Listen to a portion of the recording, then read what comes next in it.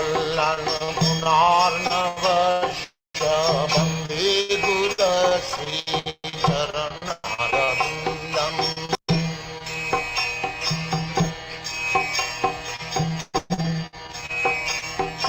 Yasya prasadat bhagavat prasada Yasya prasadat nagati kutopi Yasya prasadat bhagavat prasada Yasya prasadat nagati kutopi Dayang stubang tasya jasasri sandhang Dayang stubang tasya jasasri sandhang Bande Guru Sri Charanarvindam Bande Guru Sri Charanarvindam Bande Guru Sri Charanarvindam Bande Guru Sri Charanarvindam Sangsara Nalaniradoka Dhanaya Karunya Ghana Ghanakyam Saptasya Kallana Gunarnavasya Bande Guru Sri Charanarvindam Bande Guru Sri Charanarvindam Bande Guru Sri Charanarvindam Bande Guru Sri Charanarvindam Bande Guru Sri Charanarvindam Radha Pranaya Kaduna Ghana Ghanatam Kapasya Kallana Gunarnavasya Bande Guru Sri Charanarvindam Bande Guru Sri Charanarvindam Bande Guru Sri Charanarvindam Bande Guru Sri Charanarvindam Bande Guru Sri Charanarvindam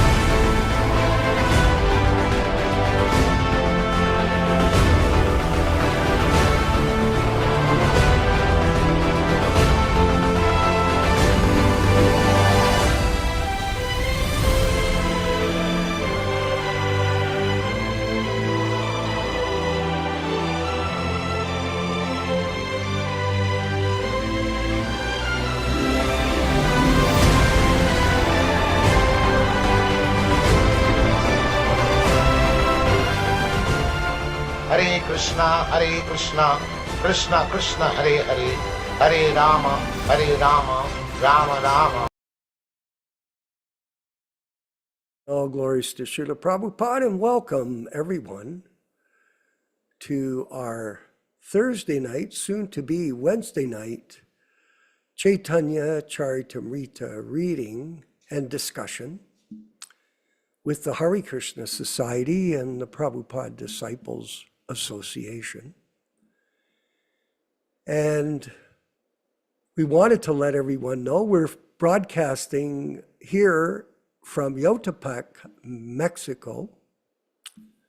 And my friend Gopal is in Cuernavaca right now at a hospital, and he is preparing for a major operation very hopefully a successful operation to get him back in action, let's say, in terms of his devotional activities. So we're very thankful that we could be here to be a part of this pastime of his. And we look forward to a successful result from the operation. And thank you, everyone that is sending their prayers and appreciation to him online. And this all counts in the grand scheme of things. Yes, everything matters. Because Krishna is everywhere. Nilesh Shama, as you know. Or we don't know. I don't know. I don't really understand it, but we've heard it. That Krishna is in every atom. He's in every soul, as the super soul, as the Paramatma. And he's guiding everyone on their journey through time.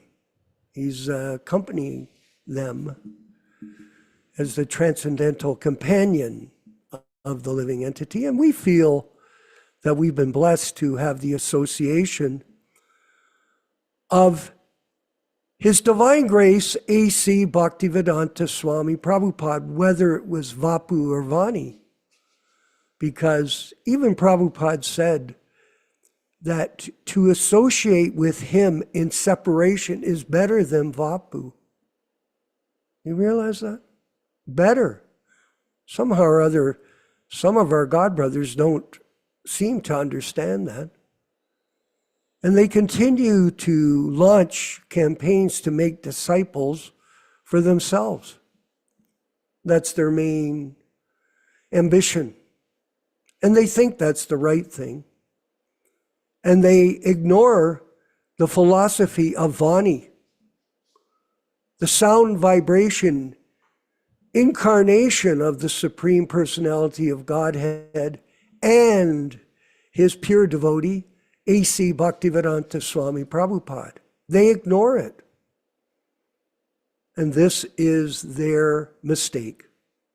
And actually, we know that there are 4 defects: to cheat, to be illusioned, the senses are imperfect, and people cheat.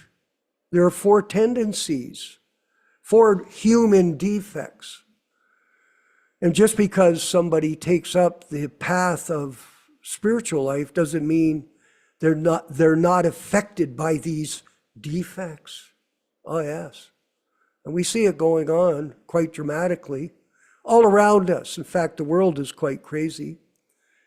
And these days, the nationalism of different countries has created chaos for many people. Nationalism, because you have different isms. You have capitalism, you have socialism, you have communism, and you have Vaishnavism. That's a very important ism. Much, is it more? But recently, Nilesh, I was looking at a post from a godbrother of mine. I've known him since 1971. I won't mention his name.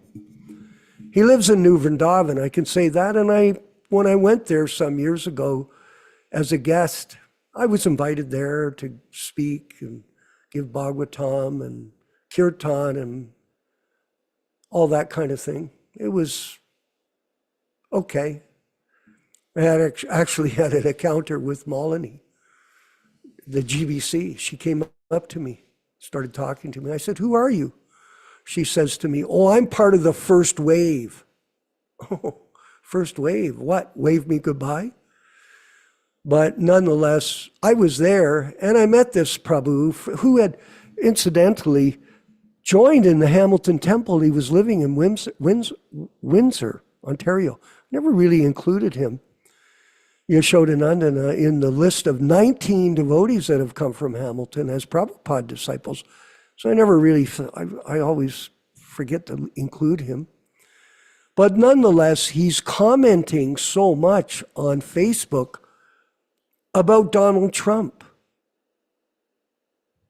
I'm going, okay, fair enough.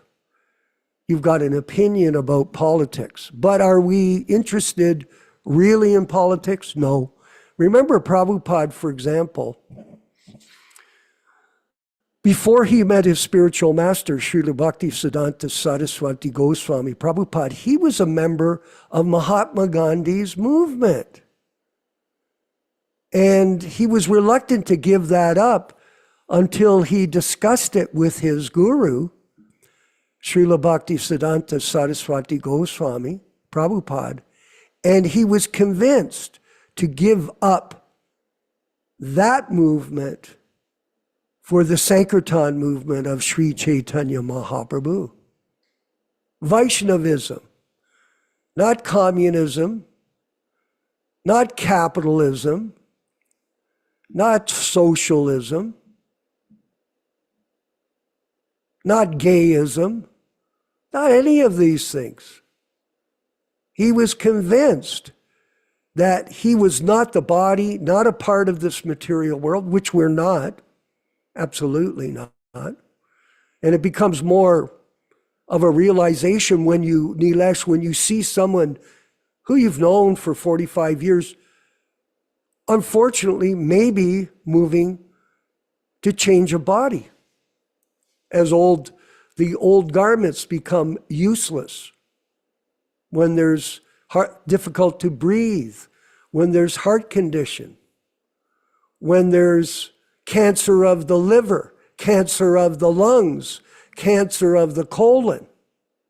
What do you conclude? Well, right in front of your eyes, you can, we don't have to, we can memorize verses, but you can realize them by devotional service. And today, we're going to move forward again, dealing with this Trumpism mega idea. Okay, and incidentally, I guess you've noticed, Nilesh, the stock market tumbled $4 trillion because of this man's plans to have a war, not a physical war, but a financial war against his neighbors, like Canada and Mexico. Even a half intelligent person would understand. Don't get your friends mad at you. Don't. It's not going to help. And not only that, he's getting everyone mad, and and then he tells everybody, oh, there's going to be some pain. Yeah, well, there's a lot of people suffering from this mega nationalistic approach to life. And the president, he eats hamburgers. Well, obviously he's missing a few important things in life, isn't he? And we're going to go to a section from Easy Journey to Other Planets today, which Prabhupada so clearly discusses this particular subject, which I had been reading on the plane in my preparation to come to Yotapek to see Gopal Das. And it was very appropriate, and certain sections really captured my attention. And if I can read them, yeah, here we go. Now, have you got it, Prabhu? It was page 47 in this particular version. The Russians are unaware that in the Srimad Bhagavatam, the socialist philosophy is most perfectly described. Okay, that's not it. The Bhagavatam instructs that whatever wealth exists, all natural resources, agriculture, mining, etc., is created by the ultimate creator. And therefore, every living being has the right to take part of them.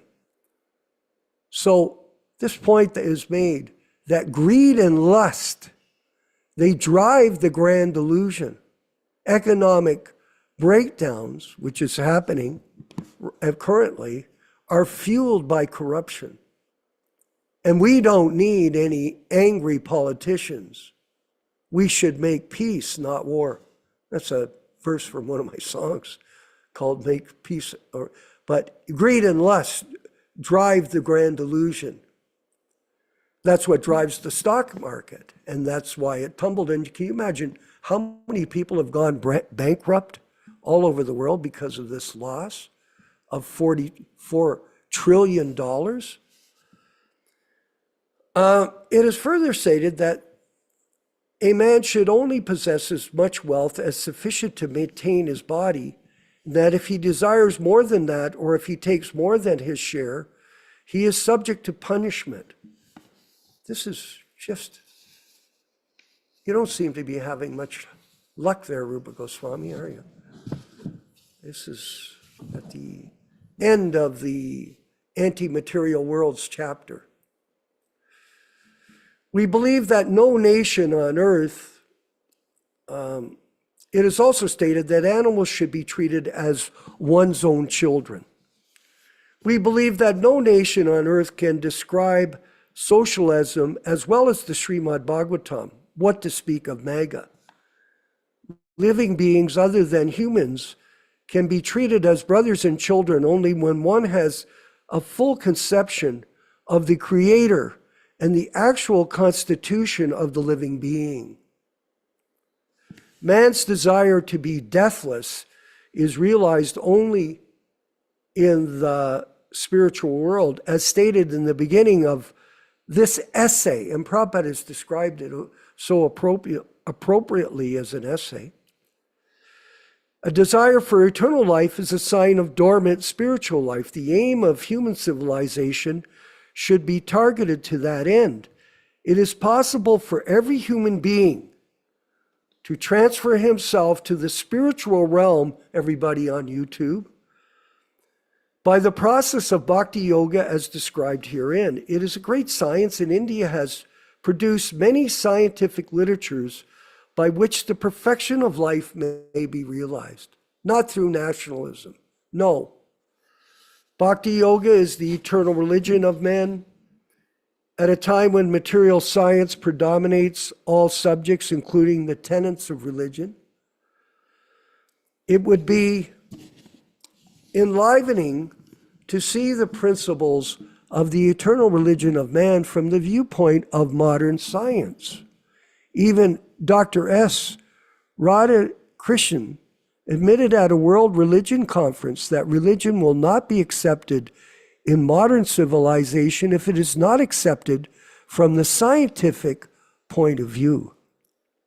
In reply, we are glad to announce to the lovers of the truth that Bhakti Yoga is the eternal religion of the world and is intended for all living beings who are all eternally related with the Supreme Lord. So that doesn't matter if you're East Indian, it doesn't matter if you're American, Canadian, South American, Chinese, Japanese, Korean, etc. This is meant for every living entity. It is totally non-sectarian. Sripad Ramanujacharya defines the word Sanatan or eternal as that which speaks has neither beginning nor end. When we speak of Sanatan Dharma, eternal religion, we take this definition for granted. That which has neither beginning nor end is unlike anything sectarian, which has limits and boundaries. In light of modern science, it will be possible for us to see Sanatan Dharma as the main occupation of all the world, people of the world, nay, of all living entities in the universe. Non-Sanatan religious faith may have some beginning in the annals of man, but there is no historic origin of Sanatan Dharma because it eternally remains with the living entities. When a man professes to belong to a particular faith, Hindu, Muslim, Christian, Buddhist, or any other sect, and when he prefers in a particular time and circumstance of birth such designations, are called non-Sanatan Dharma. A Hindu may become a Muslim, or a Muslim may become a Hindu or a Christian, etc. But in all circumstances, there is one constant. He is rendering service to others, a Hindu, Muslim, Buddhist, or Christian. In all circumstances, a servant of someone. The particular type of faith professed is not Sanatan Dharma. Sanatan Dharma is the constant companion of the living being, the unifier of all religions. Sanatan Dharma is the rendering of service. In the Bhagavad Gita, there are several references to that, which is Sanatan. Let us learn the import of Sanatan Dharma from this authority. The authority is Krishna, the Supreme Personality of Godhead. So, some thoughts for everyone today, coming from Srila Prabhupada on the proper understanding of who we are. And please, as Vaishnavas, let's not get involved in the mudslinging of the political world, which is coming and going, just like the days are coming and going, and death will come before us. Be at our door before we know it. Death the Reaper, the great poet Henry Wordsworth said. He made a poem, The Death the Reaper, coming every day to harvest its crop in this material world of misery, birth, death, disease, and old age. All glories to the Sankirtan movement. Thank you, everyone, for your attention. We're going to move forward with our reading from the greatest literature ever produced on this planet, Chaitanya Charitamrita, the unedited, unadulterated, unchanged version, with His Grace, our Godbrother, Yashodananda Prabhu, from snowy Twainhart, California. Certainly not the sun there. I saw the storm. I'm glad you're online. Yashodananda Prabhu. All glories to the Sankirtan movement. Hare Krishna.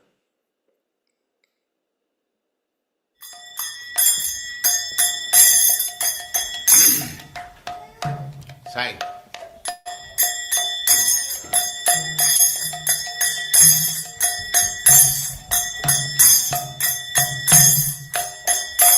Jaya Radha Madhava Punya Bihari.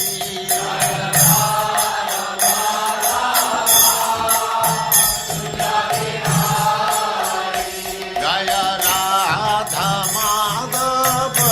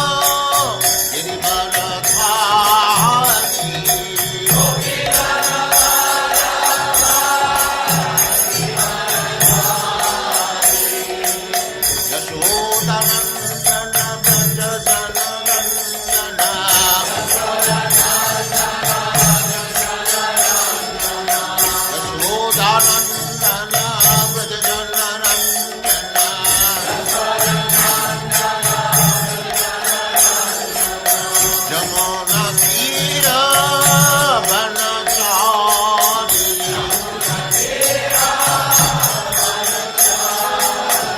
Jamuna Tira Banachari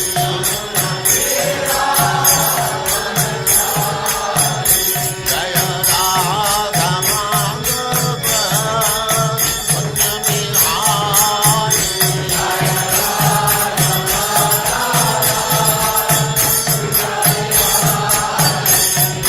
Gopi Jana Vallabha Girivaradhari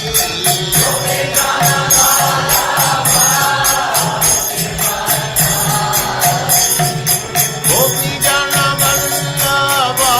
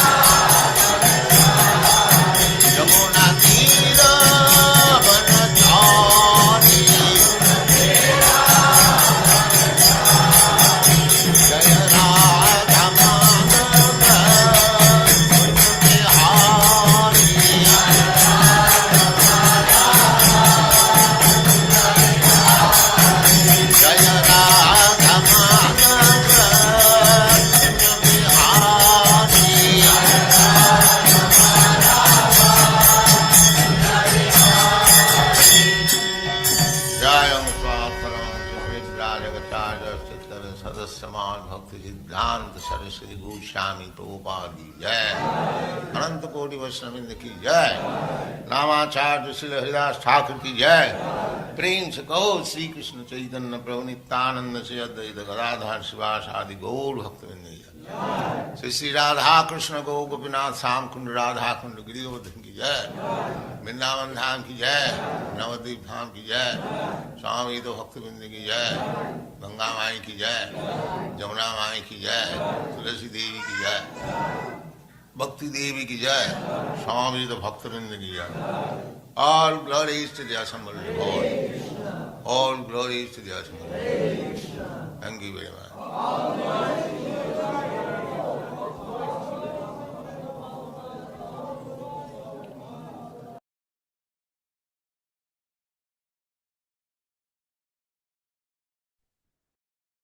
Om Namo Bhagavate Vasudevaya.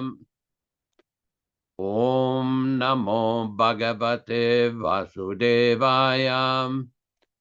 Om Namo Bhagavate Vasudevaya. O my Lord, Sri Krishna, the son of Vasudeva, the all-pervading personality of Godhead, I offer my respectful obeisances unto you. Narayanam namaskrityam. Narayanam namaskrityam. Naram chaiva narottamam. Naram chaiva narottamam. Devim saraswatim vyasam. Devim saraswatim vyasam tato jayam mudirayet.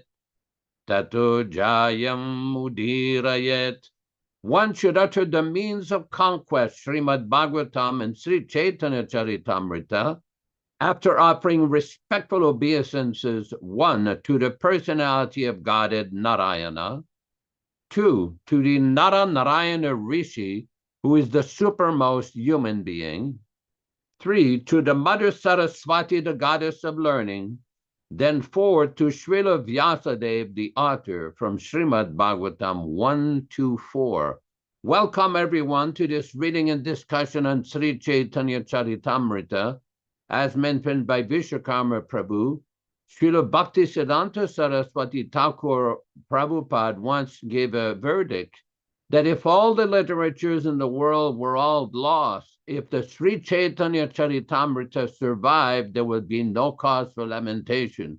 This is a most important and auspicious literature describing the activities and the philosophy of the Supreme Personality of Godhead, Sri Chaitanya Mahaprabhu. Now, today, and depending on when you're observing this, tomorrow is the observance in Mayapur, India, the Gaur Purnima, very special day. And as we do every week, we will be reciting a few verses in Bengali and Sanskrit from the Sri Chaitanya Charitamrita itself, describing the meaning and the benefit of hearing this powerful transcendental literature. This is from the Sri Chaitanya Charitamrita Adi Lila, chapter 1, text 18 through 22. We can display the verses now, Rupa Goswami Prabhu, or whoever is handling this. Hello.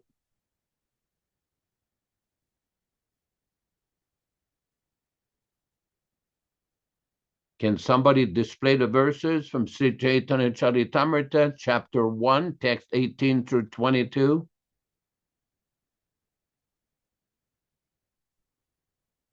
Some network issue? Okay, let me just retrieve the verses from the internet here. See what we can do.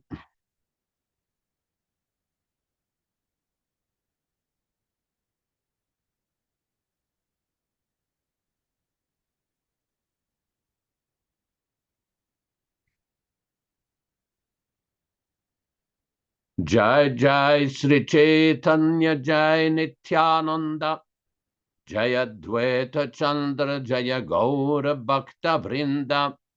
Glory to Sri Chaitanya and Nityānanda.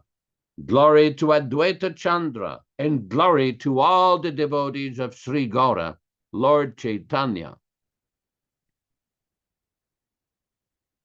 Etina Thakur Gaudiya Ke Karya Chenayatmasat, Etinera Charana Vandana Tire Morinat.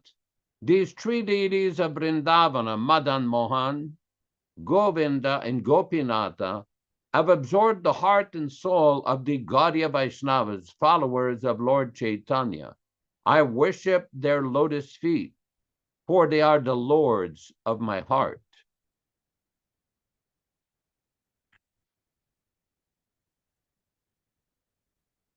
Granterarambi Karimangala Charana, Guru Vaishnav Bhagavan Tinera Smarana.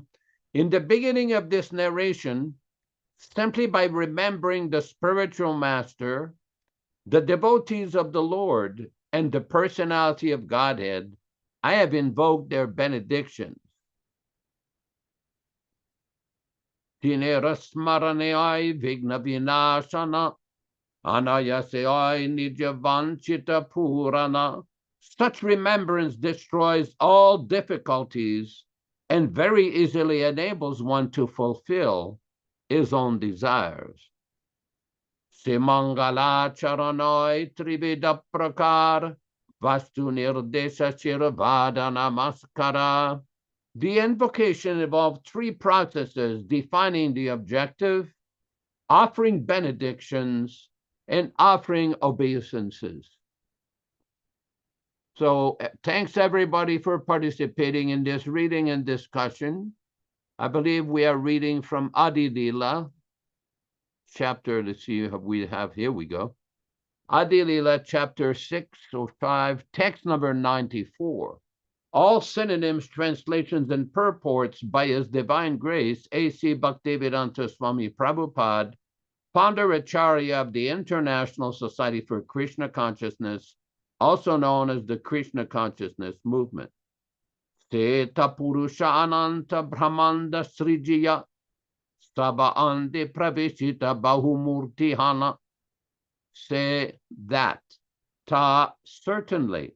Purusha, incarnation.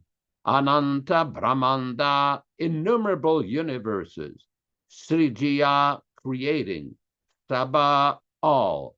Ande, in the egg-like universes. Praveshila entered Bahumurti Hana, taking multifarious forms. Translation by Srila Prabhupada. After creating millions of universes, the first Purusha entered into each of them in a separate form as Sri Garbho Dakashayi. Text 95. Bitare praveshi deke saba andakar, rahite nahikastan karila vichar.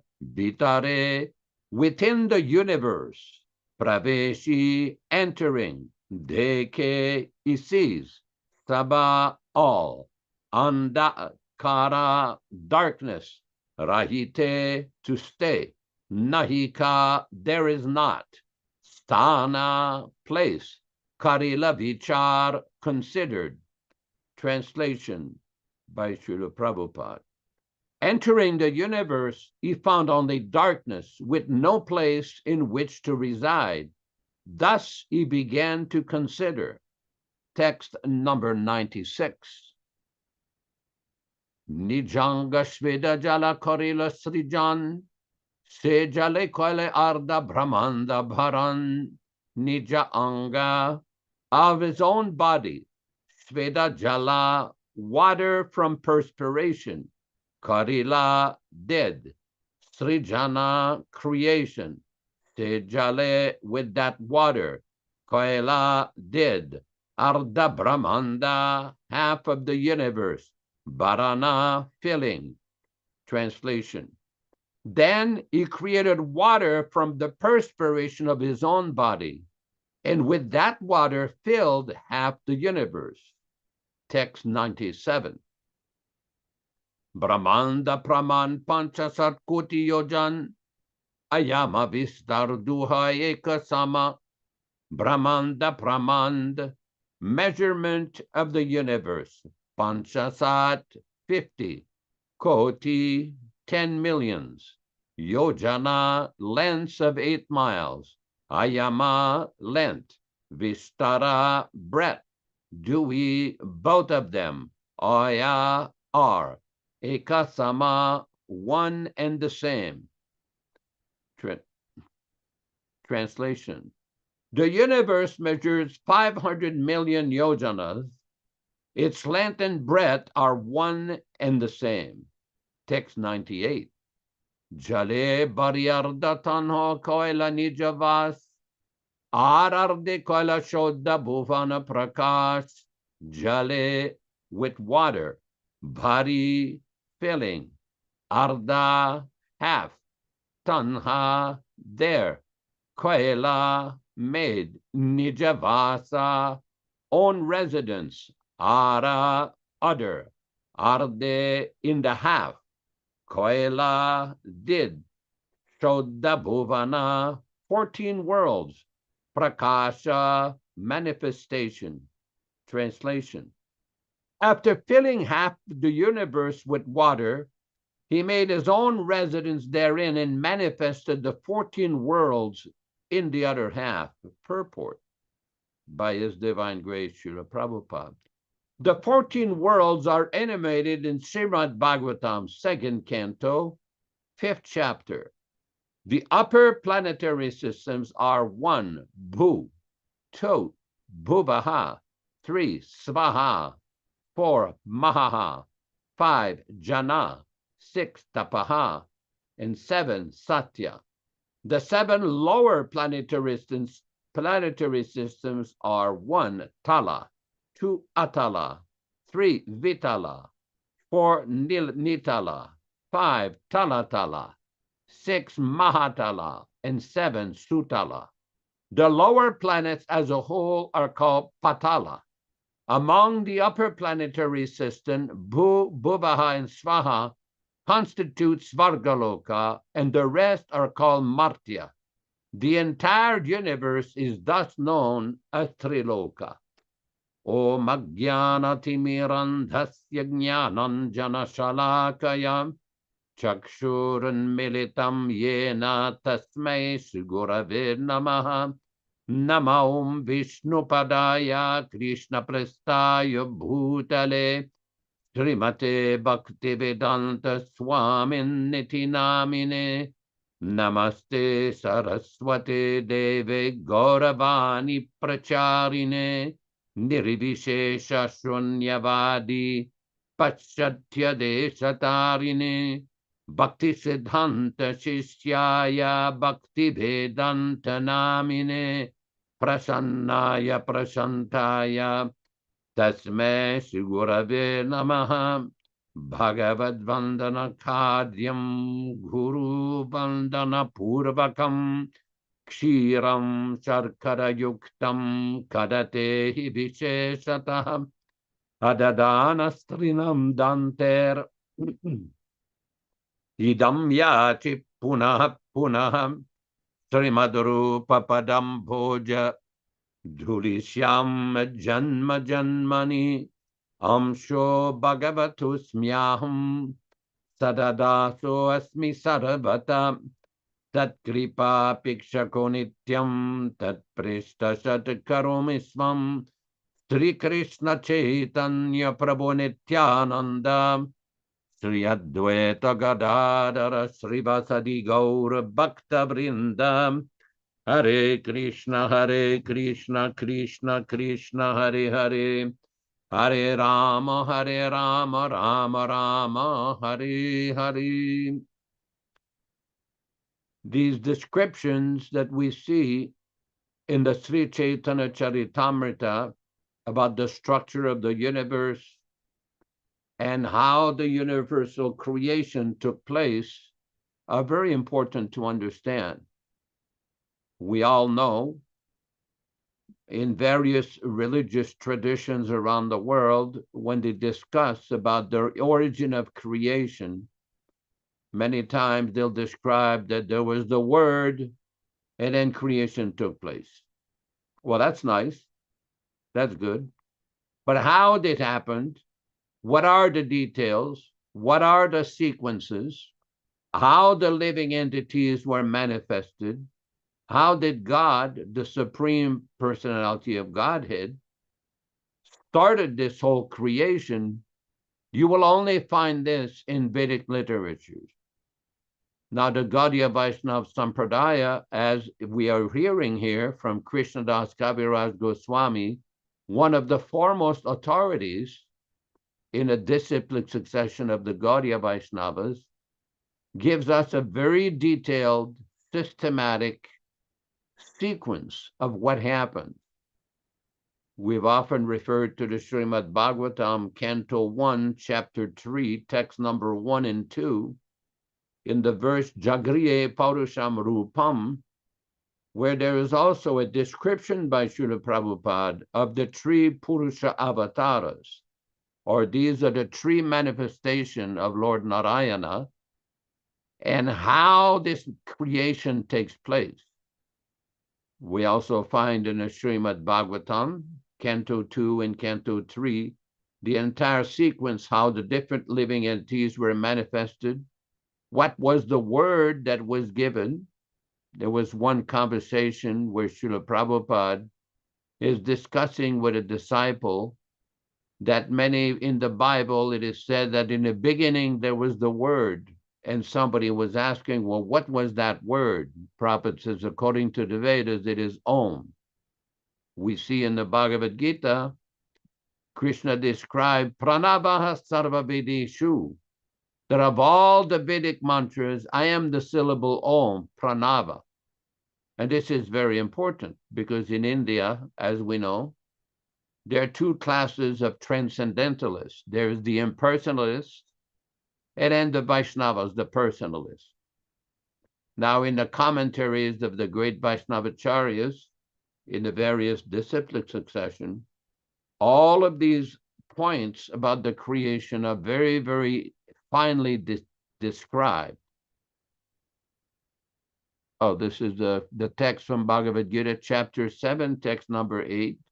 O son of Kunti Arjuna, I am the taste of water, the light of the sun and the moon, the syllable Om in the Vedic mantras. I am the sound in ether and ability in man. Purport by Srila Prabhupada. This verse explains how the Lord is all-pervasive by his diverse material and spiritual energies. The Supreme Lord can be preliminarily perceived by his different energies, and in this way, he is realized impersonally. As the demigod in the sun is a person and is perceived by his all-pervading energy, the sunshine, similarly, the Lord, although in his eternal abode, is perceived by his all-pervading diffusive energy. The taste of water is the active principle of water. No one likes to drink seawater because the pure taste of water is mixed with salt. Attraction for water depends on the purity of the taste, and this pure taste is one of the energies of the Lord. The impersonalist perceives the presence of the Lord in water by its taste, and the personalist also glorifies the Lord for his kindly supplying water to quench man's thirst. This is the way of perceiving the Supreme. Practically speaking, there is no conflict between personalism and impersonalism. One who knows God knows that the impersonal conception and personal conception are simultaneously present in everything, and that there is no contradiction. Therefore, Lord Chaitanya established his sublime doctrine, Achintya, Bheda, and Abheda Tattva, simultaneously one and different. In this way, Prabhupada explains the meaning of this important verse in the Bhagavad Gita. Now, the point is that when we carefully study all of Prabhupada's books, all the statements, for example, the Bhagavad Gita describes so many statements about the lifetime of Lord Brahma, the duration of the universe, the creation of all the Manu, and all the creation of all the living entities. And then when we go to the Srimad Bhagavatam, it goes into further detail. Now, this is not just mere sentiment. We respect the fact that these various religious traditions acknowledge the position of the personality of Godhead, the Supreme Person, as the creator. But what is most sublime about the teachings of the Vedic literatures, specifically as commented by the great acharyas and by our Srila Prabhupada, is the level of detail of what happened. It would be like if you go to see a big building, a big skyscraper or a large shopping center, and somebody says, well, this looks very nice. Who did this? Oh, some architect or some architectural firm. But if you dig further and you go into more detail and talk to the actual architect who designed the building or the chief engineer who designed the building, then you can find out so many more details. The architectural plans, how they laid the foundation, why did they put so much weight in this part of the building or that part of the building. So this is very important, because in order to understand the creation of this world, this is how we understand Krishna. Of course, no one can understand Krishna in full. That is impossible. Krishna is known as Ananta, or unlimited. But in our current condition, we can appreciate the wonderful position and the wonderful work of the personality of Godhead Krishna, how he creates all this, and what is the position of the living entities. How do the living entities come into this world? This is a very important point. Recently, I had a discussion with a friend from, again, another religious denomination or cultural background. And I asked him, why is it that you find so many different varieties in human society? You see, some people are very intelligent, genius-like. Some people are somewhat intelligent, and some people are not very intelligent, like my lowly self. Even in human society, you see some people that are very beautiful. Some people are neutral. Some people are ugly. Why doesn't everybody look the same? Why doesn't everybody have the same level of intelligence? It is no secret in India, you have people like Birla, Goenka, Ambani, Adani, very wealthy persons. Somebody will be born on a sidewalk in Calcutta or in a very poor family, and somebody will be born as the son or daughter of Mr. Ambani. Why? There has to be a previous reason. It is not enough to say out of sentiment, well, I don't know, or it happens by chance. Nothing happens by chance. There's a cause behind everything. Just like we have Nityānanda Prabhu. He is a very accomplished medical practitioner. Did he acquire his qualifications by chance? The university where he got his degree, did that place come up by chance? This is ridiculous. It is totally illogical. There is a cause behind everything. Similarly, all the varieties of life that we see in this world, there's a cause. The Bhagavad Gita explained this. It's karanam guna sangasya sadasad yoni janmasu. Karanam means cause. That the sad asad yonishu, the auspicious and inauspicious circumstances, or good and bad, this is due guna sanga asya, by association of the modes of nature, specifically the mode of passion and the mode of ignorance. The Bhagavad Gita describes so many different qualities in this world. 3 major modes of nature: the mode of goodness, the mode of passion, and the mode of ignorance. And human beings are recommended by Krishna himself in the Bhagavad Gita to elevate themselves to the platform of goodness, because they can make further progress in their spiritual advancement. If one remains in the mode of passion and ignorance, and all the characteristics, here we go.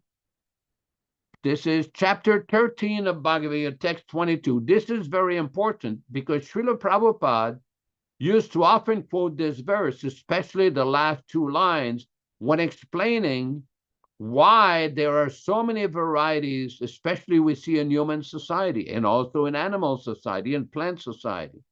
Purushaha prakritistohi bhukte prakritijan gunan karanam gunasangasya sadasad yoni janmasu. Translation: the living entity in material nature thus follows the ways of life, enjoying the 3 modes of nature. This is due to his association with that material nature. Thus he meets with good and evil amongst various species. Purport by Srila Prabhupada. This verse is very important for understanding of how the living entities transmigrate from one body to another. It is explained in the 2nd chapter that the living entity is transmigrating from one body to another just as one changes dress. This change of dress is due to his attachment to material existence. As long as he's captivated by this false manifestation, he has to continue transmigrating from one body to another. Due to his desire to lord it over material nature, he's put into such undesirable circumstances. Under the influence of material desire, the entity is born sometimes as a demigod, sometimes as a man, sometimes as a beast, as a bird, as a worm, or as an aquatic, as a saintly man, as a bug. This is going on. And in all cases, the living entity thinks himself to be the master of his circumstances, yet is under the influence of material nature. How he is put into such different bodies is explained here. It is due to association with the different modes of nature. One has to rise, therefore, above the 3 material modes and become situated in the transcendental position. That is called Krishna consciousness. Unless one is situated in Krishna consciousness, his material consciousness will oblige him to transfer from one body to another, because he has material desires since time immemorial, but he has to change that conception. That change can be effected only by hearing from authoritative sources. The best example is here. Arjuna is hearing the science of God from Krishna. The living entity, if he the living entity, if he submits to this hearing process, will lose his long-cherished desire to dominate material nature, and gradually and proportionately, as he reduces his long desire to dominate, he comes to enjoy spiritual happiness. In a Vedic mantra, it is said, as he becomes learned in association with the Supreme Personality of Godhead, he proportionally relishes his eternal blissful life. Now, this is very, very important explanation from Srila Prabhupada. There was one, a devotee sent me recently a conversation Prabhupada had with another person from a different denomination, where Prabhupada was asking the question, how do living entities in the material world, especially in human society, have so many different varieties? Where does it come from? What is the cause of all this? Because this person was saying that only human beings have a soul. The animals have no soul. And Prabhupada was saying, well, if they have no soul, why is it they have the animals have the same basic characteristics of the human? Eating, sleeping, mating, and defending. Ahar nirida baya maitunam cha. Of course, the person really had no substantial, credible explanation. And afterwards, Prabhupada complained when he conferred with his disciples, this is simply sentiment. Simply sentiment. So in other words, to have sentiment and emotion is good. That's nice. But what we see again, the importance of Vedic literature. Srila Prabhupada often compared the information in Bhagavad Gita, Srimad Bhagavatam, and the Vedas, in Vedic, the body of Vedic literatures, to be like an encyclopedia. And the information given in other various religious traditions is like in a pocket dictionary. Now, in a pocket dictionary, you will find some definitions. This is very important. We can't read this whole thing, but this conversation here, we refer to this, Srila Prabhupada with Cardinal Danielu, where he was trying to put the idea that animals have no soul, and Prabhupada defeated that idea. So it is very important to take shelter of the statements of a realized soul. Yogeshwar says, they do not accept that the soul exists. Break the human level, Prabhupada, and that is their foolishness. That is their foolishness. Why it does not exist? What is the proof of existence of the soul in the body? What is the proof? First of all, you have to understand that. Suppose I'm a human being, so Yogeshwar, to the driver, you know where to go. Prabhupada, I'm a human being, you accept that I've got soul. By what symptoms you accept that I have got soul? First of all, you have to ascertain that. What is the symptom that we agree that I'm a human being? I have a soul. By what characteristic, analytical study, you accept that I've got soul and that the dog has not got soul? What are these different characteristics? First of all, we have to enumerate that thing. If we find in the characteristics, then we can say there is no soul. But if we see that both the animal and the human being have the same characteristics of living condition, then how can you say that animal has no soul, has not soul? Yogeshwar, his point was that the animals don't have the same symptom. They don't think proper. Why not? Why not? The general symptom is animal eats, you eat. Animal sleeps, you sleep. Animal has sex, you've got sex. Animal also defends, you also defend. Where is the difference? Yogeshwar. Well, his point was that human beings, they take on higher platforms than animals do. Prabhupada, what that higher platform? Eating? You're required to maintain the body. I eat something, you eat another. That does not mean higher or lower. You eat, I also eat. That's all. You eat according to your taste. I eat according to my taste. So the eating is the real symptom, not the varieties of eating. By varieties of eating, suppose an animal, the cow is eating grass, and you're eating the same animal by keeping a huge slaughterhouse with machine. Does it mean that you have improved your eating process? Simply by having big machine and ghastly scenes? And the animals eat simple grass. Does it mean that you are advanced than the animal? There is no logic. Eating is eating. One man's food, another man's poison. That is another thing. But eating is there. Somebody eats poison, somebody eats ordinary, but eating is there. So nobody can avoid eating. That is the main symptom. Even in human society, there are different varieties of food. We Indian, we like a different type of dish. European Americans, they like but eating is there. Either American, Indian, or cats, dogs, eating must be there. That is the real symptom. After eating, you must sleep. That is essential. So where's the difference of real character? Characteristic between the animals and the human being, Yogeshwar. Then his point was that we find God's creatures, many of them, not just human beings, but it's a symptom of life everywhere that meat eating is allowed. There are many creations. He said many species. Prabhupada, that's all right. Meat eating, that is another thing. First of all, if the point is that you say that the animals have no soul, so what is the special point that you're speaking of the animals having no soul? You eat meat or I eat rice. That doesn't mean eating is there. That is the common thing. You cannot say the animals does not eat or man does not eat. Only animal eats. Everyone eats. First of all, you enunciate. How do you say that the human being has got soul and the animal has no soul? What are the special symptoms, Yogeshwar? His point was that only in human do we find a metaphysical search for the meaning of life. Prabhupada, yes.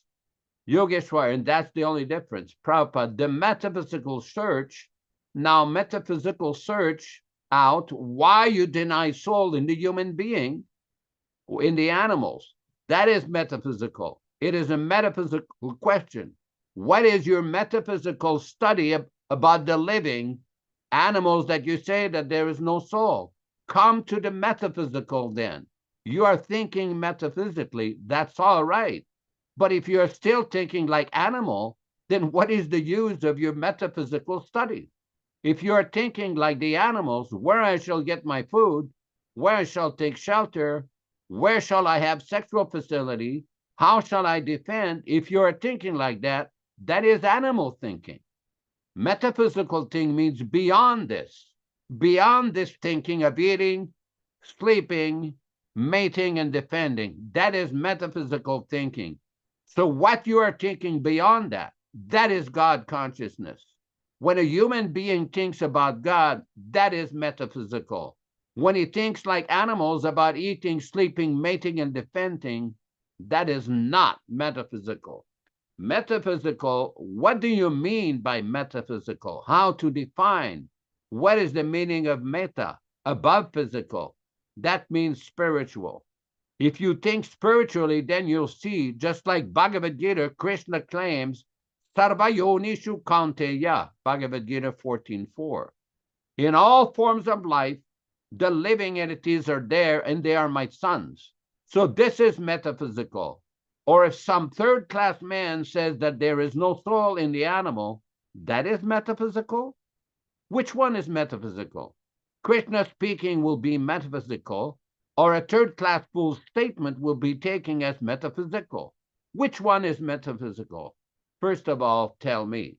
And Prabhupada goes on. This is a very important discussion to show the great importance of Vedic teachings and Srila Prabhupada's wonderful explanation of the difference between the soul and the body. Thank you very much, Neil Sharma Prabhu, for finding that. Back to you in the studio, Vishwakarma Prabhu. Hare Krishna, Hare Krishna. Glories to Srila Prabhupada. Thank you very much. And it is very interesting how Prabhupada explains philosophically to people that need to be convinced that God exists, that we are parts and parcels of God, and we are meant to serve him. Because the people of the Kali Yuga, and I'm sorry, my light is, the sun went down and I don't have an adjustment, but anyway, you kind of see my image. People want to be convinced that God exists. And they ask so many questions. And so Prabhupada presents in our philosophy all the different reasons how we can understand God and how we have to act in such a way that we will be able to understand this philosophy. So some people, Nilesh, as we were reading about meat eaters, this disqualifies them from making advancement.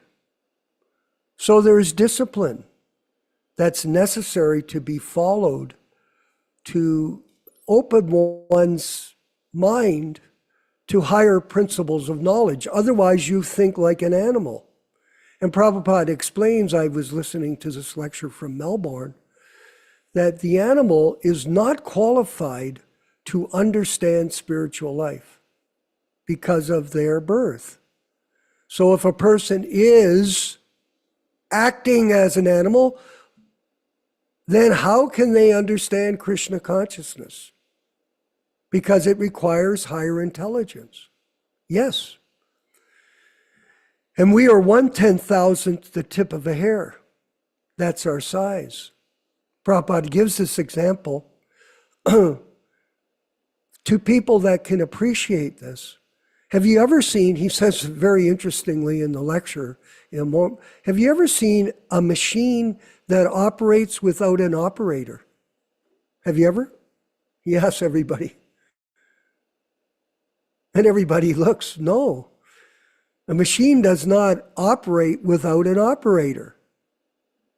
So he compares this, he uses this analogy to say that nothing in this world operates without the control of the Supreme Lord. He's the supreme operator, but a dog can't understand it.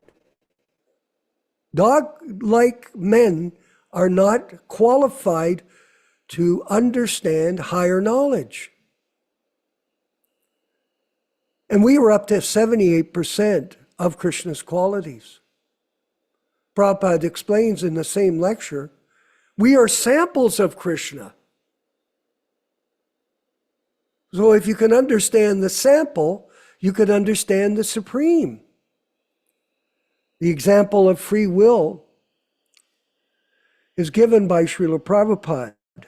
A child, he says, is told, do not touch the fire, otherwise you'll become burnt. And what does the child do, Nilesh? Puts the hand in the fire and the hand is burnt. Is there any excuse? No. Because the truth is, fire burns. So in the material world, we know that. Ignorance of the law is no excuse. So the law says everyone is born, everyone gets old, everyone becomes diseased, and everyone must die. But some will say, oh, not me. Well, ignorance of the law is no excuse. So you can say you won't become diseased. Not true. And you can say you won't die. Not true. But you do not accept this axiom of truth that for one who is born, death is certain, and for one who has died, Krishna explains in the second chapter of Bhagavad Gita, birth is certain. I've been explaining it to Gopal in Das here in Yotepec, Mexico. I've explained, you're not dying, you're changing your body as a man gives up the old and useless body, he gets a new one, just like a useless garment. So ignorance of the law, Prabhupada gives the example, is no excuse. You can say whatever you want, Mr. Cardinal in France. You can say that the soul, there is no soul in the body and you can eat meat. But when you die, you will take birth in a very low species, and you will suffer countless miseries birth after birth after birth after birth after birth. That is the law of karma. Oh, I don't accept the law. Don't. You don't have to accept the law. But birth, death, disease, and old age, you can ignore the fact, but it affects everyone. We must can't even read my notes. We must make a journey, the correct journey in life, under the guidance of bona fide disciples of Srila Prabhupada and bona fide spiritual master, our guru. And just before I wind up and pass the baton back to Nityānanda Prabhu, I wanted to wish everybody, tomorrow is, I believe, Gaur Purnima, and I have very many fond memories of bathing at 12 midnight Nilashama in the Ganges River in Sridham Mayapur, and feeling the blessings of the Lord, and the moon becomes full moon there. It's quite amazing, the whole experience. And for fallen souls like myself, how I ended up there at so many occasions, I still can't figure that out, Prabhu. I wrote this in this new introduction we're producing. It's a prefix to the Complete Guide to Self-Realization. And the rationale behind this book was because many people, when they join, they just throw them in the water. Oh, just get in the water and swim. And that's what happened back in the early days. We only had the blue Bhagavad Gita. So how much information? You get one chapter out of the Bhagavad Gita, one chapter out of the Mahabharata, and you're told, surrender to Krishna. And somehow or other, through a divine intervention, we became devotees. But at this time in history, we want to redirect people to the lotus feet of Srila Prabhupada so that they don't become misled by bogus gurus who use Prabhupada's literature in order to recruit them as the new people as their disciples.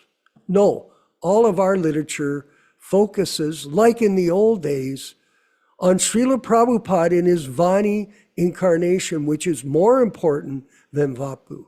Yes, very much so. And this is our mission. The mission of Lord Chaitanya Mahaprabhu is to spread Krishna consciousness all throughout the world. And we're going to carry this on in a bona fide manner in our group. Now, one last point. People are saying, well, they're reading these books and they're chanting Hare Krishna. We have posed the question to them, Mother Rochisha. If you have a pot of milk and you add, and milk is very nourishing, it's very healthy.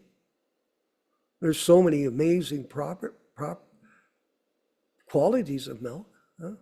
You get cheese and yogurt and butter and ghee, all these amazing things.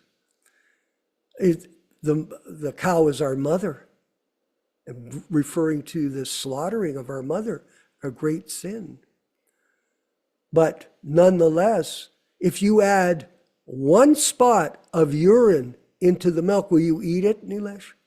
Will you use it? No. Not even one spot of urine.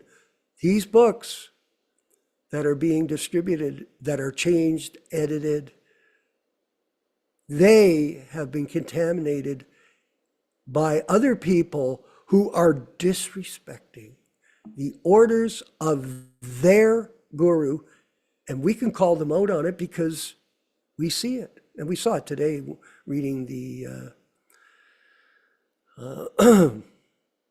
Easy Journey to Other Planets book, because I've been reading, as you asked me, Nilesh, earlier, you know, what version. This is the 1986 version. Oh my God.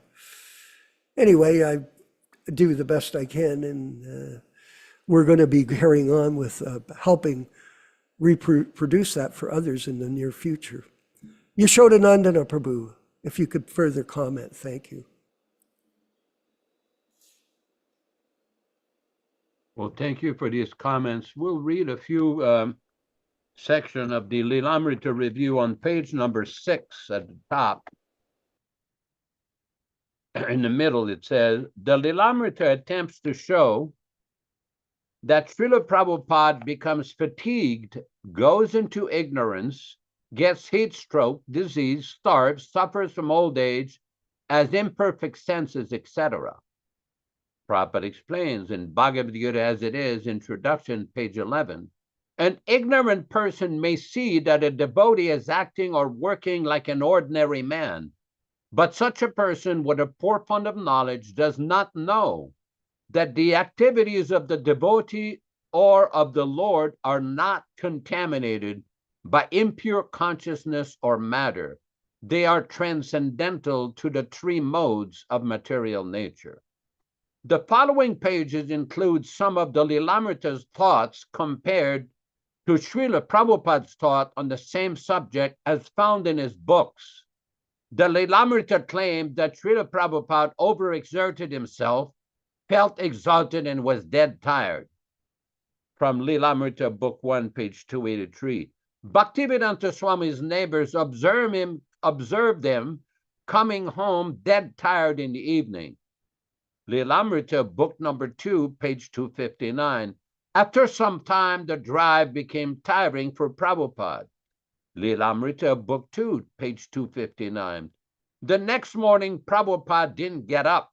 He was exhausted. For the first time, he'd become apparent that he was overexerting himself. The Webster Dictionary defined exhaustion as to tire extremely or completely, as by overwork. Srila Prabhupada writes in this regard, materially, when a man becomes tired by rendering service to his physical body, he is allowed retirement. But in the transcendental service, there is no feeling of fatigue because it is spiritual service and not on the bodily plane. Service on the bodily plane dwindles as the body grows older. But the spirit is never old, and therefore on the spiritual plane, the service is never tiresome. From Srimad Bhagavatam, Canto 3, Chapter 2, Text 3. There is no question of being tired on the spiritual platform. Perfection of Yoga, page 10. The Lilamrita claims that Srila Prabhupada becomes drowsy and dozed. From Lilamrita, Book 2, page 269. He stayed until around 11 o'clock, and then he became drowsy, and the party was over. Lilamrita, Book 2, page 172. After some time, the drive became tiring for Prabhupada, and he dozed. Webster Dictionary defines drowsy as indolent and lethargic. His divine grace to the contrary writes, such Mahabhagavatas, or first-grade devotees, although moving amongst men, are not contaminated by honor or insult, hunger or satisfaction, sleep or wakefulness, which are all resultant actions of the three modes of material nature. From Srimad Bhagavatam, Canto 1, Chapter 11, Text 38. Then from Bhagavad Gita as it is, Chapter 1, Text 24. Sleep also means ignorance. Arjuna conquered both sleep and ignorance because of his friendship with Krishna. As a great devotee of Krishna, he could not forget Krishna even for a moment, because that is the nature of a devotee. We'll return back to Vishwakarma in the studio. Hare Krishna, Hare Krishna.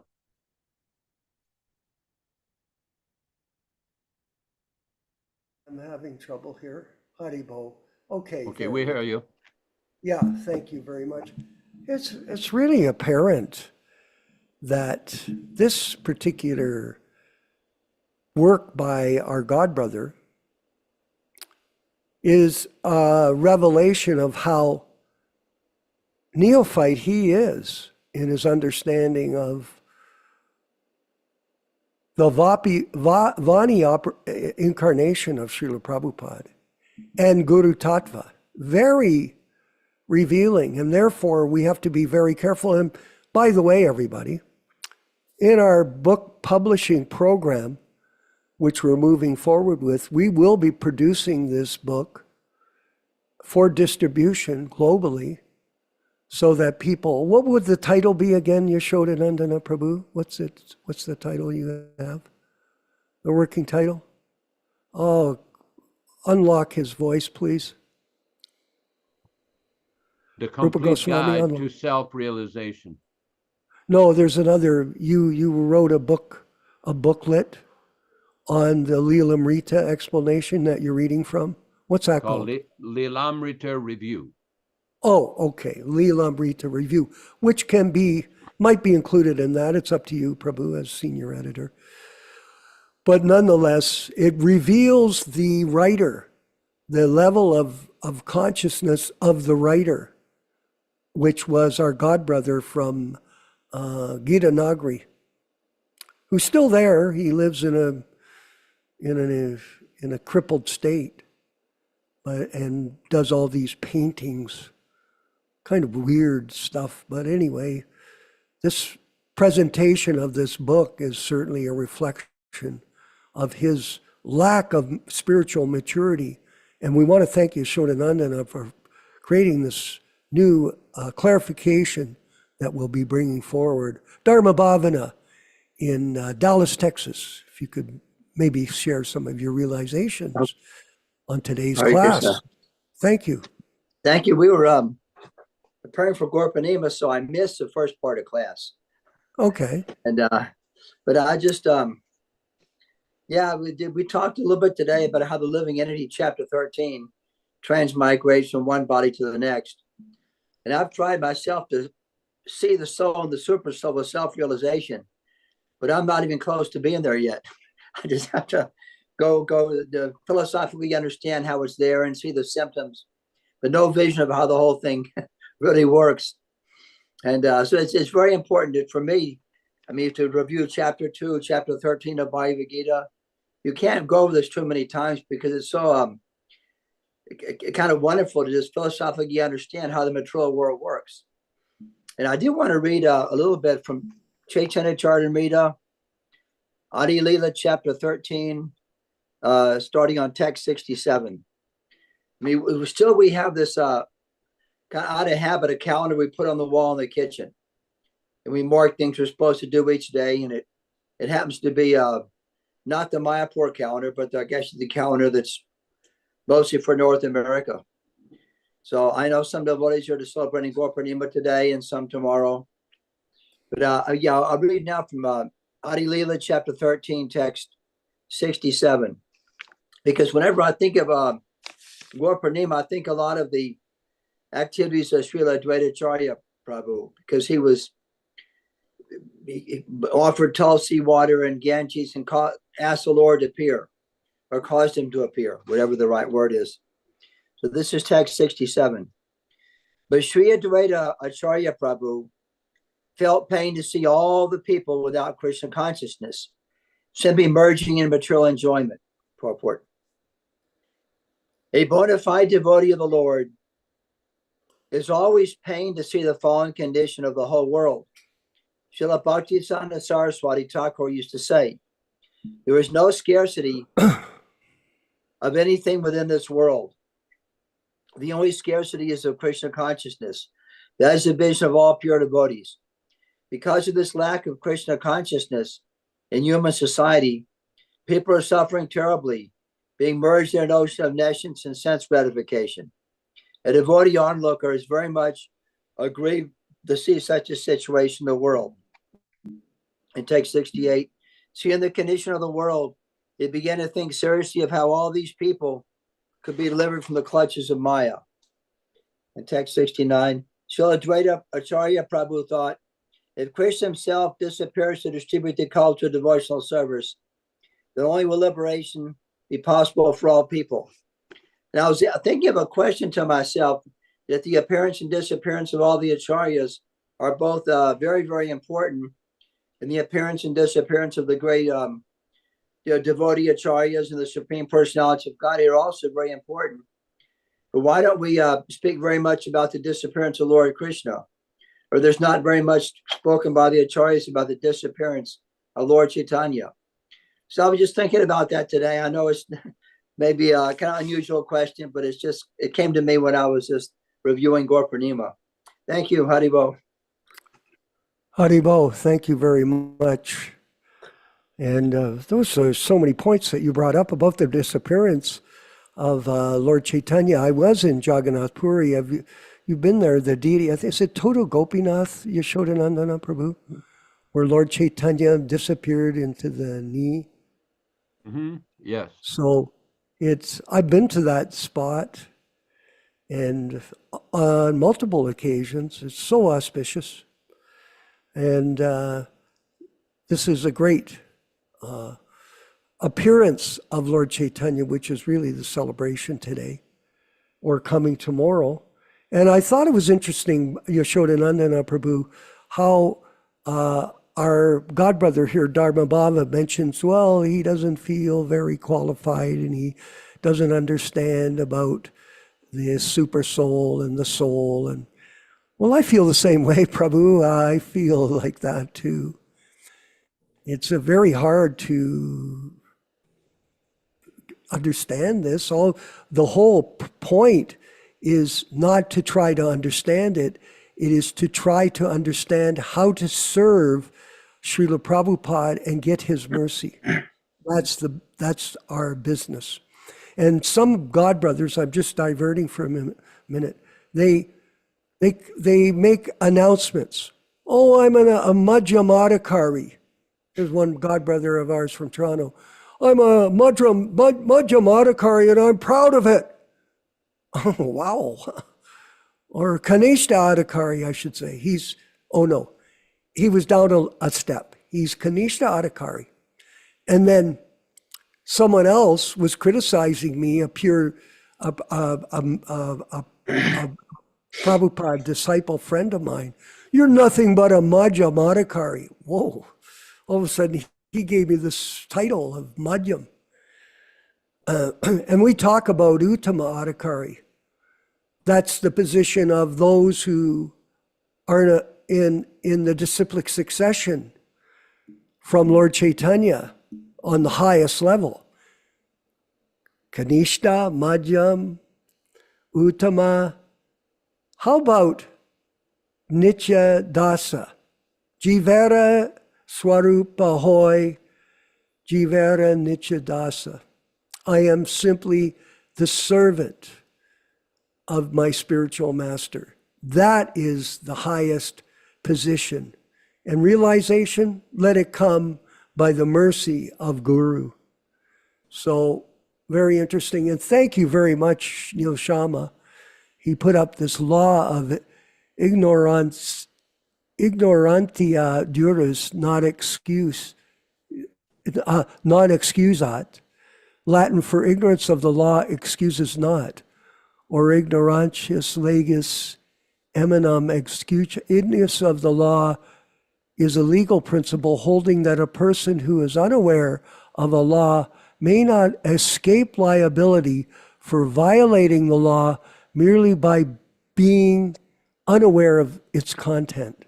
So, very interesting fact that relates to ignorance of the law of God when it comes to acting as a spirit soul. Nilashama, we're coming to the end. Go ahead, please. Hare Krishna, Jai Srila Prabhupada. I'd like to share something which we just discussed. Yes. As Yashodanand Prabhu was reading from this particular shloka, Karanam Guna Sangasya, Sadasat Yoni Janmeshu, this particular line, which very much struck out for me. Unless one is situated in Krishna consciousness, his material consciousness will oblige him to transfer from one body to another because he has material desires since time immemorial. But he has to change that conception. That change can be affected only by hearing from authoritative sources. So now the question comes, if we are going to this different camps which are not following the authoritative sources, which are changing the authoritative source, that is Srila Prabhupada's words or Srila Prabhupada's books, how do you expect them to change this concept of physical understanding?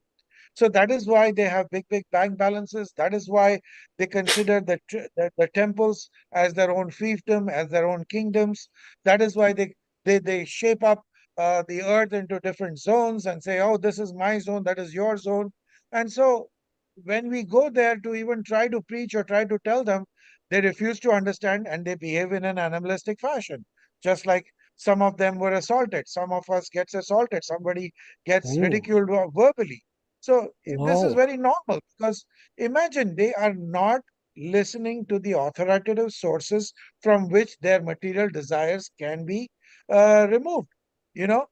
And so that was very interesting for me, just think about it, is that Yeah, uh, that change can be affected only by hearing from authoritative sources. So when we are trying to follow Prabhupada's unadulterated books, the reason is that so that we can understand or we uh-huh. can bring about this change in our lives, you know.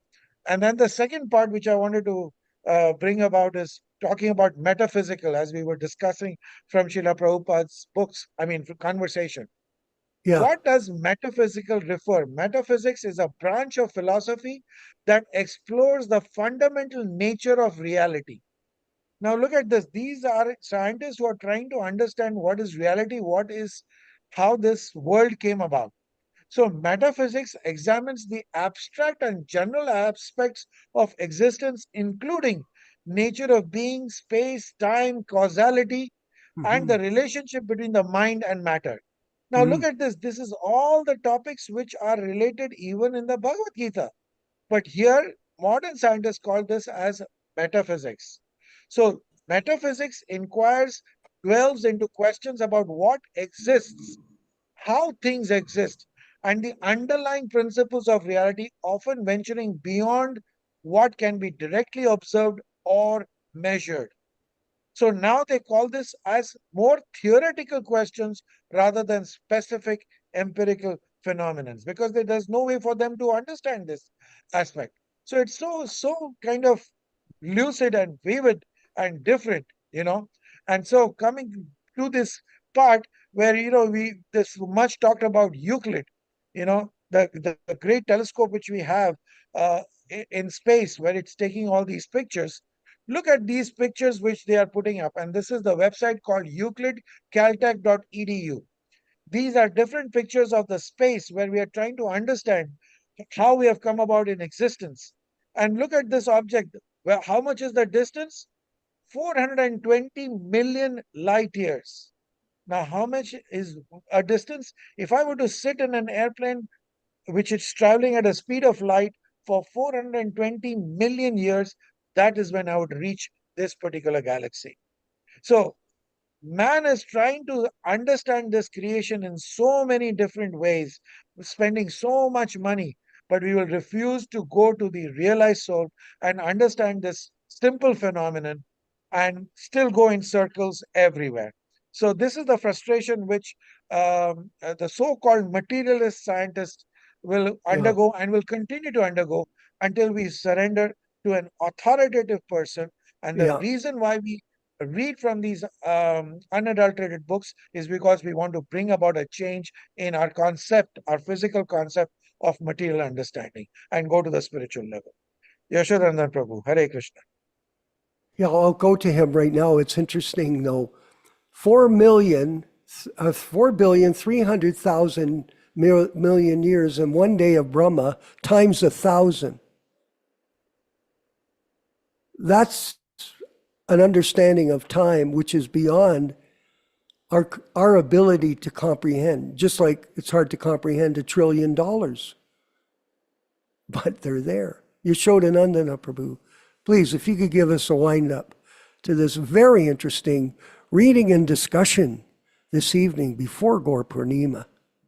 Go ahead, Prabhu. I think it's these kind of discussions when we analyze Prabhupada's statements, for example, about the origin of the living entities, the creation of the universe, why there are different varieties of living entities, the difference between human and animals. There is so much knowledge, even from a point of view of logic and reason. Prabhupada is explaining things in such a very clear way. But yet there are some people who are almost lost in a world of speculation, confusion, and total madness.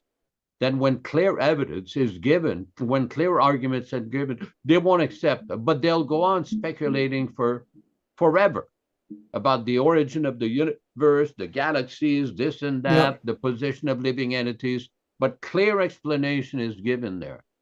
So it's up to us to keep preaching this message and educate devotees.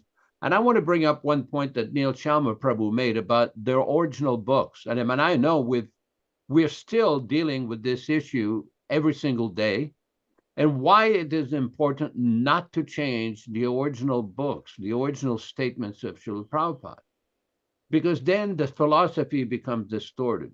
We all know the example of Bhagavad Gita, from he has seen the truth to they have seen the truth. And we all know what they've done with the Chaitanya Charitamrita when Prabhupada described how Jagannath Das Babaji initiated Bhaktivinoda Thakur. They didn't like that, so they changed it to their so-called ideas. So what this shows is distortion of the philosophy for a political agenda. We don't have political agenda in Krishna consciousness. Our only agenda is to follow the order of the spiritual master. When people say, oh, we follow the tradition. No.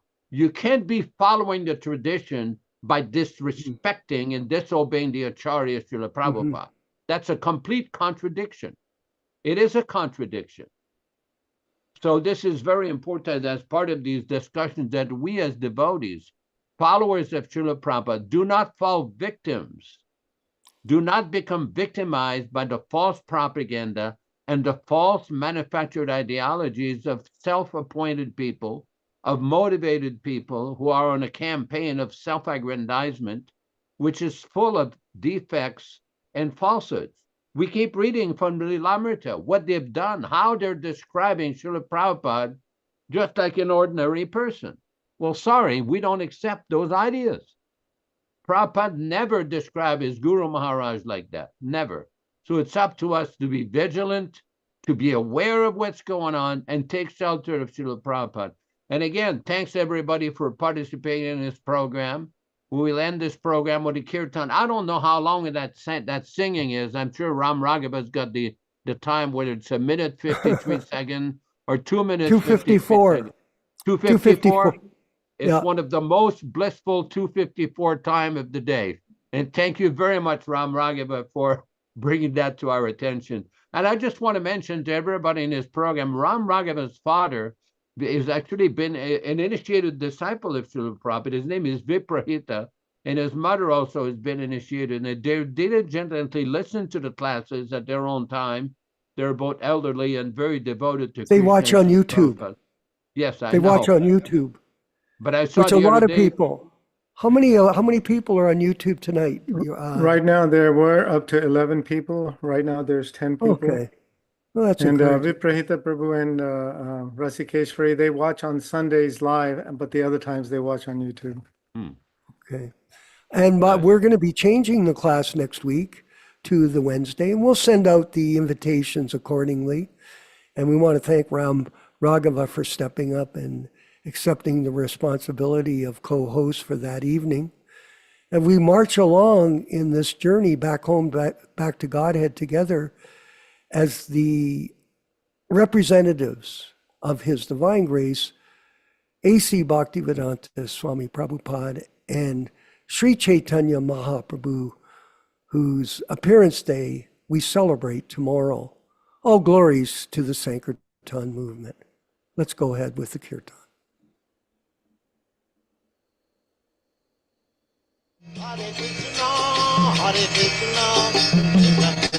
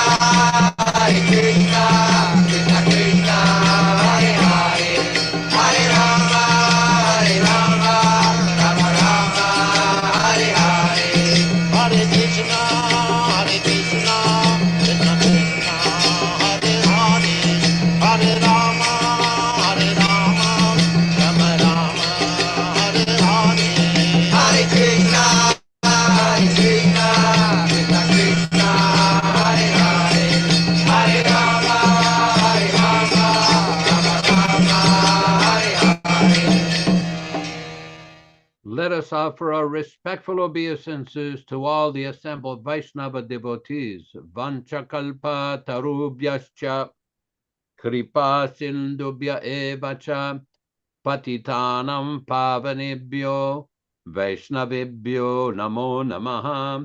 I offer my respectful obeisances. We all offer our respectful obeisances unto all the Vaishnava devotees of the Lord, who can fulfill the desires of everyone, just like desire trees, and we're full of compassion for the fallen souls. Thanks, everybody, for participating in this lively program.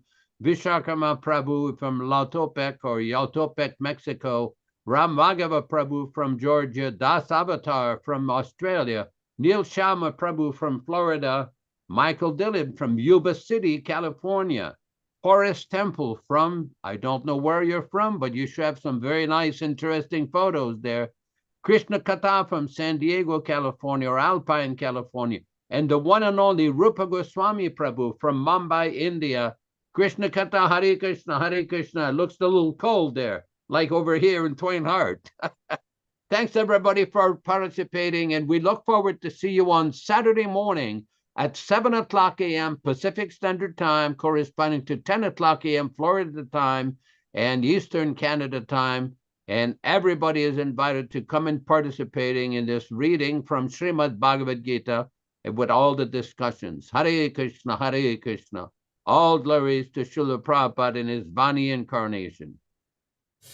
Hare Krishna, Krishna Krishna, Hare Hare, Hare Ram, Ram Ram, Hare Hare. Hare Krishna, Krishna Krishna, Hare Hare, Hare Ram, Ram Ram, Hare Hare. Hare Krishna, Krishna Krishna, Hare Hare, Hare Ram, Ram Hare Hare. Hare Krishna, Krishna Krishna, Hare Hare, Hare Ram, Ram Hare Hare. Hare Krishna, Krishna Krishna, Hare Hare, Hare Ram, Ram Hare Hare. Hare Krishna, Krishna Krishna, Hare Hare, Hare Ram, Ram Hare Hare. Hare Krishna, Krishna Krishna, Hare Hare, Hare Rama,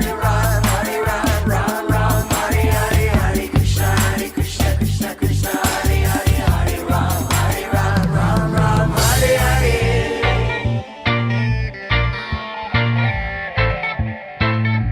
Hare Krishna, Krishna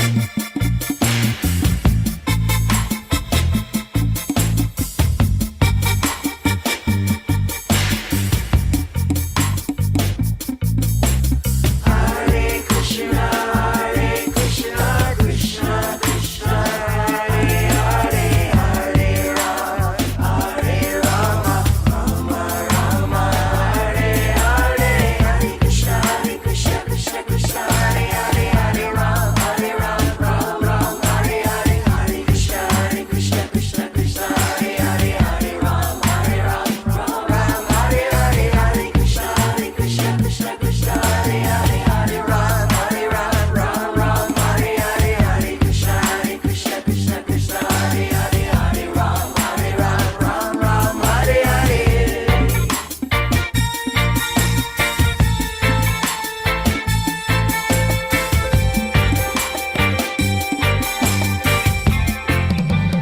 Hare Ram, Ram Hare Hare. Hare Krishna, Krishna Krishna, Hare Hare, Hare Ram, Ram Hare Hare.